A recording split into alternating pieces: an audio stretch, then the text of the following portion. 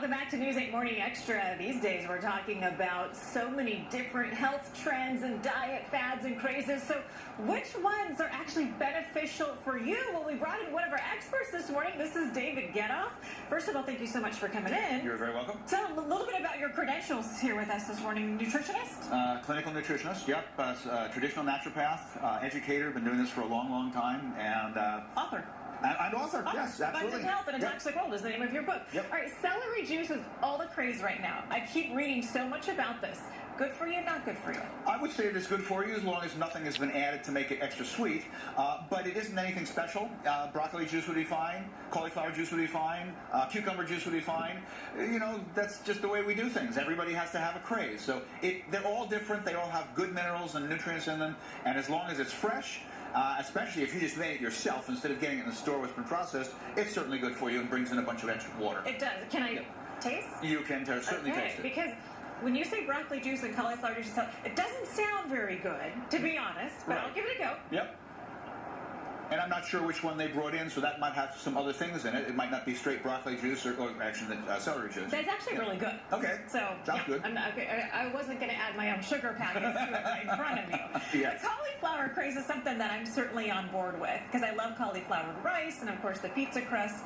Is this a good trend? The cauliflower trend I like. That's a good way to, you're trying to make a baked potato or something that tastes like one, or some bread, or like you said, rice, out of something that isn't pure starch, because those are. And the cauliflower is a good example. So I'm very happy with that trend, as long as you look at the ingredients and make sure they haven't added other starch, which is just as bad as the potato or rice would have been. So I should have just gone for the regular pizza. Right, I wanted to say cauliflower. I don't want it to say rice flour, tapioca flour, potato starch, corn flour. I want it to be cauliflower, and it can be done that way. You just have to find the right one. Okay, good to know, and a way to look at the labels, too. MCT oil, CBD oil. First of all, what's the difference, and how are they beneficial? Well, there's nothing. I mean, that's like sort of what's the difference between tomatoes and a car. They're so different.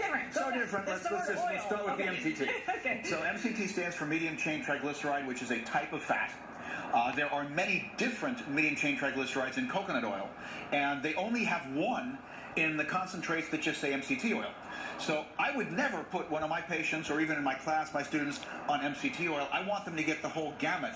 So I would rather that they instead get a good brand of coconut oil that has all the MCTs in it. It's about 70% MCT oil, instead of just the one they've decided to market. Oh. But in general, it's something that helps energy. The body can convert it to energy very easily, so it's a longer lasting, better form of energy than sugar, for example.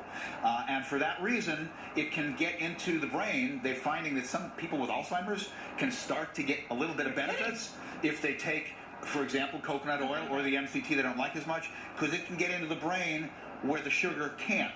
So it's fascinating. That needs a lot more research, and I love what I see. Oh, fantastic. Okay, so CBD oil, now correct me if I'm wrong, but is this derived from the marijuana plant? It is derived from the marijuana plant. They designate, a cannabis plant and the hemp plant, which is specifically hybridized to not have the stuff that gets you high in it. THC in it. Right, THC in it, exactly. So that's CBD only. It's a very strong anti-inflammatory. I actually have some asthmatics that have been able to get off of their steroids because they don't need to grab for them anymore if we have the right dose of CBD. But you have to get a good quality and have enough of it in there. It's helping lots and lots of different things. I see the biggest difference with asthma. It's helping people with seizure disorders. There's a lot of hype on it, so you'll see it good for everything on the planet. It's going to cure all different types of cancer and everything. Right. No, but it does help with some of those. So I like CBD also. Find a good brand. And experiment a little bit and see what works for you. We're flat out of time. I think we can almost do a whole segment on that particular product alone. But really, keto snacks, good or not good for you? Keto snacks, which is basically a high fat, usually with some protein, but no starch. Right. And I actually say no starch rather than low carb, because broccoli is a carb and it's not bad for you. Okay. Whereas potatoes are a carb and they are bad for you. So low carb, high fat. Very good as long as you're getting ones that are not loaded with preservatives. Okay. So you can still get things that are keto and that have a lot of things in them that your body doesn't like. Well, I would love to do like a 30-minute special with you because I think everything you have to say is so impressive. Sure. Abundant Health in a Toxic World is the name of your book. You have a seminar coming up. When's that? Right. I have a 10-week course, which starts the first Tuesday in February, and PP for